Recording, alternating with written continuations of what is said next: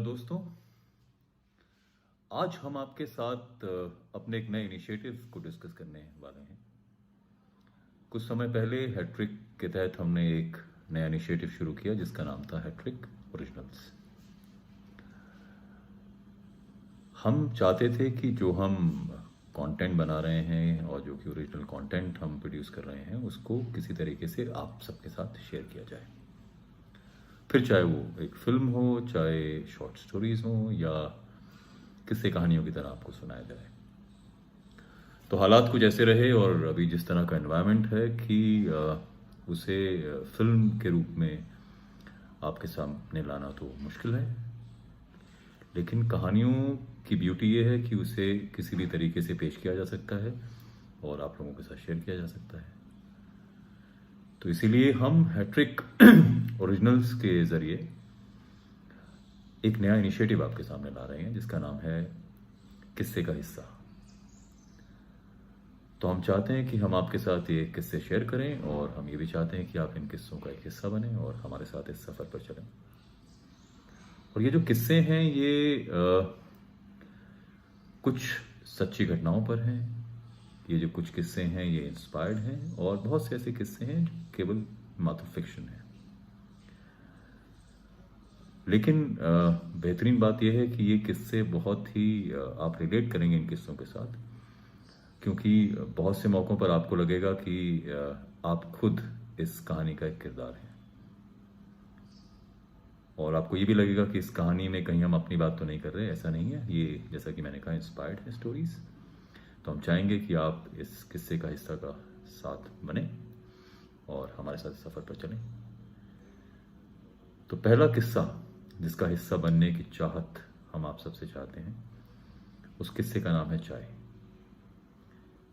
तो आज हम आपको सुनाते हैं पहला किस्सा और आप बनिए इसका हिस्सा। चाय मिलेगी क्या? मेरा ये सवाल एक बड़ा ही साधारण सा सवाल था, लेकिन बहुत देर तक ये सवाल हवा में तैरता चला, क्योंकि मैंने जिससे सवाल किया था वो अपनी दुनिया में कहीं गुम था। मैं आपको बता दूं कि ये घटना जिस जगह की है उस जगह का नाम है स्वारघाट। और स्वारघाट एक बहुत ही इंपॉर्टेंट स्टेशन है। छोटा सा कस्बा भी नहीं है, मात्र कुछ दुकानें हैं इस जगह पर। मनाली हाईवे पर स्वारघाट नाम का ये कस्बा है, लेकिन ये काफ़ी महत्वपूर्ण है और इसकी वजह यह है कि यहाँ पर हिमाचल प्रदेश का टोल है।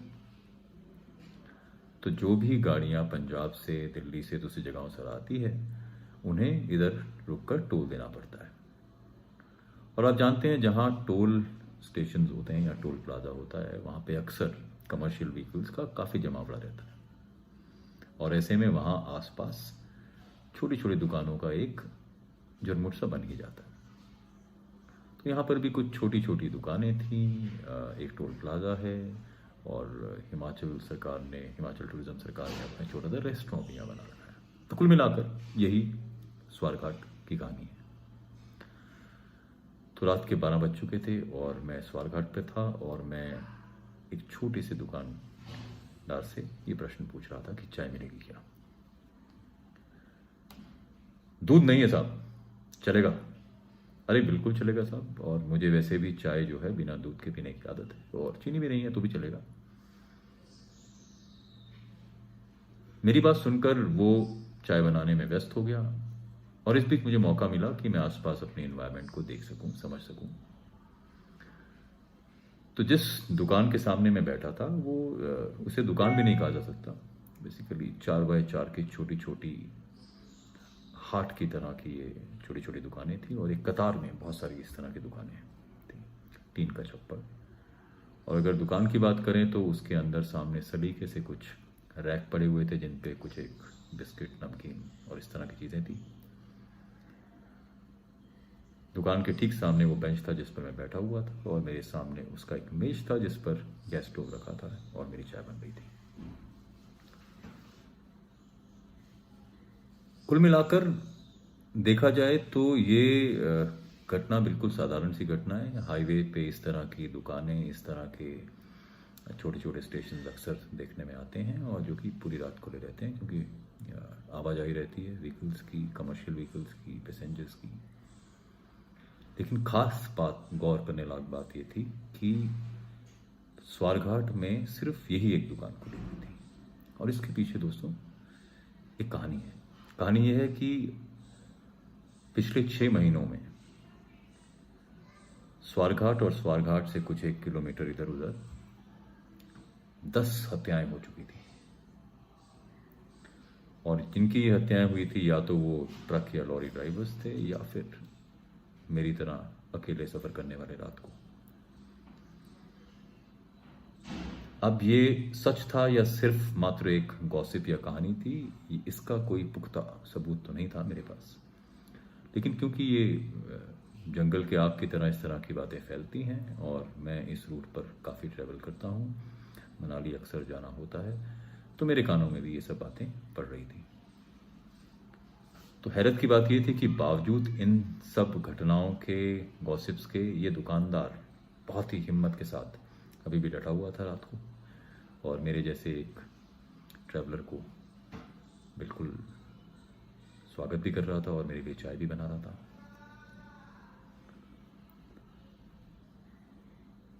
तो उसने मुझे चाय पकड़ाई तो मैंने उससे फिर सवाल दागना शुरू किया कि भैया आप कैसे अकेले सिर्फ यहाँ पर अपनी दुकान खोलकर सवारियों के साथ और जो भी ट्रैवलर्स हैं उनको इस तरह से एंटरटेन कर रहे हैं, जबकि कोई और दूसरा नहीं खुला हुआ। तो बहुत देर सोचने के बाद उसने मुझे जवाब दिया कि साहब देखिए, भूत को माने या भूख को माने, भूत की तो हमने कहानी सुनी है, पर भूख तो जरूर लगती है और रोज लगती है और पूरे परिवार को लगती है। तो भूत और भूत में अगर मुझे एक को चुनना था तो मैंने तो भूख को चुन लिया। और मैं एक सीधा साधा आदमी हूँ, रात भर यहाँ पर लोगों को चाय पिलाता हूँ और फिर घर जाके कुछ देर आराम करने के बाद अपने खेतों पे काम करता हूँ। ये मेरी दिनचर्या है साहब। और इस दिनचर्या के चलते मुझे आना पड़ता है, रात को भी चाय की दुकान खोलनी पड़ती है। मुझे उसके सवाल के जवाब पे हैरत नहीं हुई, बल्कि मुझे लगा कि बिल्कुल ठीक बात कह रहा है वो, कि उसके पास एक रीज़न है। पर इससे पहले कि मैं कुछ और पूछता, उसने मुझसे बोला कि साहब आप इतनी रात को यहाँ पे क्या कर रहे हैं? कहानियाँ तो आपने भी सुनी हैं, फिर भी आप यहाँ पे आकर रुके। तो मैंने उससे बताया कि भाई ऐसा है कि मैं तो दिल्ली से निकला और बीच में मुझे चंडीगढ़ में कुछ काम था, तो आते आते मुझे देर हो गई और अब क्योंकि पहाड़ी रास्ता है आगे पूरा और मुझे अब थोड़ा नींद सताने लगी, तो बेहतर यही होगा कि नींद में गाड़ी चलाना इन कठिन रास्तों पर मैं कहीं पर रुक कर थोड़ा सा आराम कर लूँ, चाय पी लूँ, फ्रेश हो जाऊँ। और मुझे लगा कि आपकी दुकान खुली थी स्वारघाट में, तो मैं यहाँ पे रुक गया।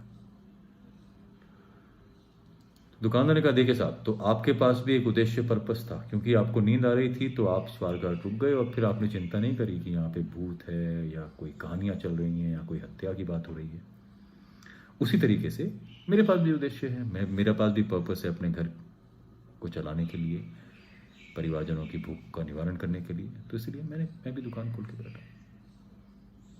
तो मुझे लगा कि ये मैं बहुत ही समझदार किस्म के आदमी से बात कर।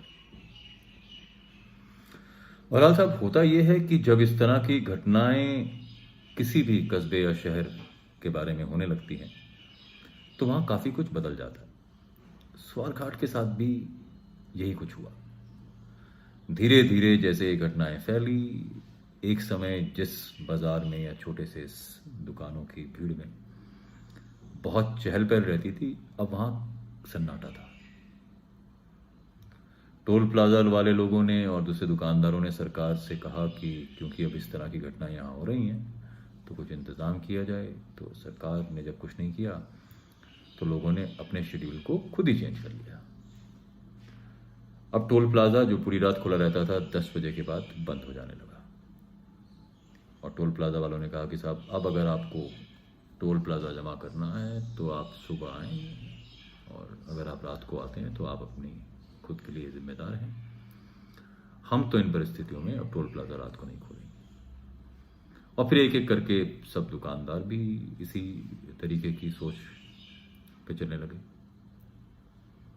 बस केवल एक हमारा ये साहसी चाय वाला आज खुला हुआ था। तो मैंने सोचा कि थोड़ा सा उसे और प्रोब करता हूँ, पता करता हूँ कि इन बात में कोई सच्चाई है भी या केवल ये गॉसिप मात्र है। तो मैंने उससे पूछा कि भैया क्या आपको इन सब बातों में विश्वास है? मैंने सुना है वो शेर की तरह आता है और बड़े बड़े पंजे हैं उसके, और पलक झपकते ही वो आपका काम तमाम करके फिर कहीं अंधेरे में गुम हो जाता है। तो बोला साहब देखिए, मुझे इन बातों पे विश्वास है या नहीं है ये मायने नहीं रखता। मैं एक सीधा साधा अपने काम से काम कर रखने वाला आदमी हूँ। मैं आता हूँ, अपना काम करता हूँ, सुबह चला जाता हूँ। तो मुझे इन सब पे सोच विचार करने की कभी आवश्यकता लगी नहीं।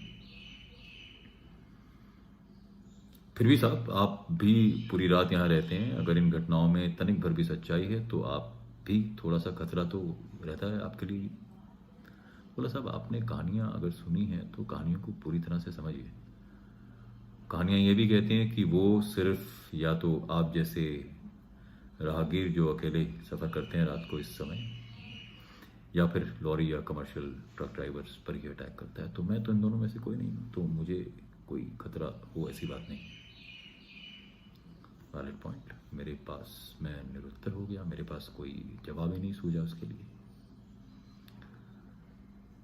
तो मैंने अपनी चाय ख़त्म की और सफ़र के लिए, आगे के लिए उससे मैंने थोड़ा सा पानी और बिस्किट लिया, क्योंकि मुझे मालूम है कि स्वारघाट से बिलासपुर तक के रास्ते में उतराई शुरू होती है, तो फिर कोई दुकान, कस्बा, शहर नहीं है, सीधे बिलासपुर जाते हैं। तो लगा कि रास्ते के लिए कुछ सामान हो तो बेहतर है, और मैं निकल पड़ा। उसे धन्यवाद कर मैं निकल पड़ा, और मैं सोच रहा था कि देखिए, छोटी सी दुकान, छोटा सा कस्बा, लेकिन समझ में ये आदमी काफ़ी आगे है। स्वारघाट से निकलते ही कुछ दूर चलते ही आपको उतराई शुरू हो जाती है, मतलब ढलान पर है पूरा, और फिर चढ़ाई शुरू होती है। बिलासपुर शहर आ जाता है, जो कि हिमाचल का दूसरा एक बड़ा शहर है। तो अभी मैं कुल मिलाकर करीबन 7 या 8 या 10 किलोमीटर ही चला हूँगा कि मुझे ऐसा लगा कि शायद मैं अपना फ़ोन मेरे पास नहीं है शायद। और ये मेरी आदत भी है, मैं जैसे ही किसी दुकान या किसी रेस्टोरेंट या किसी भी जगह पे जाता हूँ, और अगर मेरे सामने कोई मेज या टेबल रहता है, टेबल या चेयर रहता है, मैं सारा सामान निकाल के अपना वॉलेट एंड कागज़ और पेन और फ़ोन सब कुछ उस पर रख देता हूँ। I feel more comfortable in सब चीज़ों के बिना अगर मैं बैठा हूँ। मुझे याद आया कि उसी आदत के चलते मैंने अपना फ़ोन बेंच पर बैठते ही बेंच पर रख दिया था, क्योंकि अभी कुल मिलाकर मैं कुछ 8-10 किलोमीटर ही आगे आया था। तो मेरे लिए बेहतर था कि मैं एक यू टर्न लूँ और जाके अपना फ़ोन उठा लूँ, और फ़ोन के बिना वैसे भी आप मनाली क्यों जाऊँगा। और मैं आपको यहाँ बता दूँ कि मैं मनाली जा रहा था क्योंकि मेरा कुछ लैंड का सिलसिला था, वहाँ पे मैंने कुछ लैंड खरीदा, उसकी रजिस्ट्री का कुछ काम था, और मैंने अपने रिलेटिव्स को वहाँ कहा कि भैया आप सब कागजी कार्रवाई करके रखिए, मेरे पास समय ज़्यादा नहीं है, और मैं आऊँगा और जो भी सिग्नेचर औपचारिकताएँ जो भी है निभा के, और मैं फिर अगली रात वापस दिल्ली की तरफ जाऊँगा। थोड़ी व्यवस्था है वहाँ पे। तो जब मुझे फ़ोन आया मेरे रिलेटिव्स का कि अभी सब इंतज़ाम हो चुके हैं, आपको आकर केवल साइन ही करना है, तो मुझे लगा कि चलिए चलते हैं। और इसीलिए मैं रात के वक्त का इस्तेमाल कर रहा था ताकि दिन वेस्ट ना हो। आइडिया ये था कि कल रात वहाँ से निकल के अगले दिन सुबह दिल्ली पहुँच के ऑफिस ज्वाइन कर लिया जाए।